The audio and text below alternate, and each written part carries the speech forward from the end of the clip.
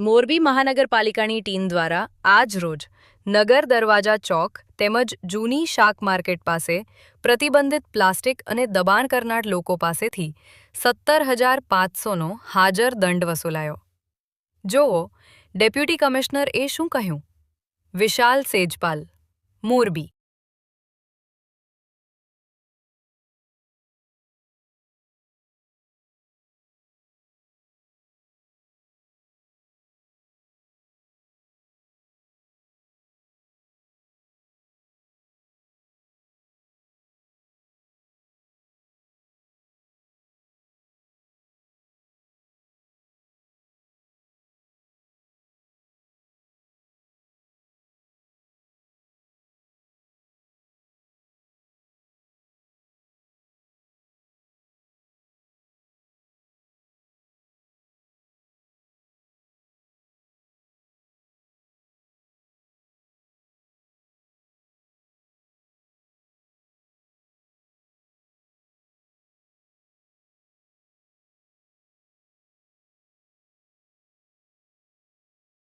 નગર દરવાજા આગળના જે દબાણો હતા એ કોર્પોરેશન બન્યા બાદ હટાવવામાં આવેલા છે। એ લોકો આવી જતા હોય છે અને સ્પેશિયલ ડ્રાઈવ તરીકે પોલીસને સાથે રાખી નગર દરવાજા આગળની તમામ ગાડીઓ હટાવી દેવામાં આવેલી છે। જે જગ્યા પાર્કિંગ માટે આરક્ષિત કરેલી છે કોર્પોરેશન દ્વારા, સાથે સાથે એની બાજુમાં જે પૂર્ણાપરા માર્કેટ આવેલું છે ત્યાં પણ ઘણી બધી લારીઓ રસ્તા પર ઊભી રહી જાય છે અને દુકાનધારકો દ્વારા પણ પોતાની દુકાનની આગળ લારીઓ ઊભી રાખવામાં આવે છે।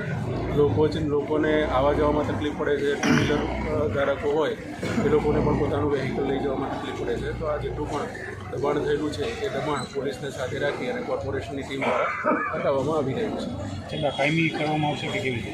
અત્યારે 1 અઠવાડિયા સુધી સતત ડ્રાઈવ રોજે રોજ કરવામાં આવશે।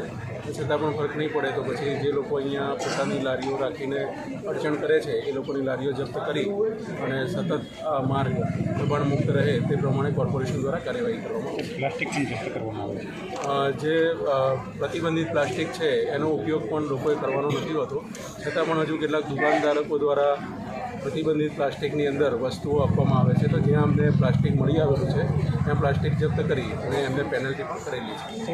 કચરો પણ જોવા મળે છે, સફાઈનો પણ અભાવ જોવા મળે છે। કોર્પોરેશન દ્વારા અહીંયા સફાઈ માટે 4 માણસોની ટીમ રાખેલી છે, પણ લોકો છતાં પણ એ અહીંયા કચરો નાખી દે છે।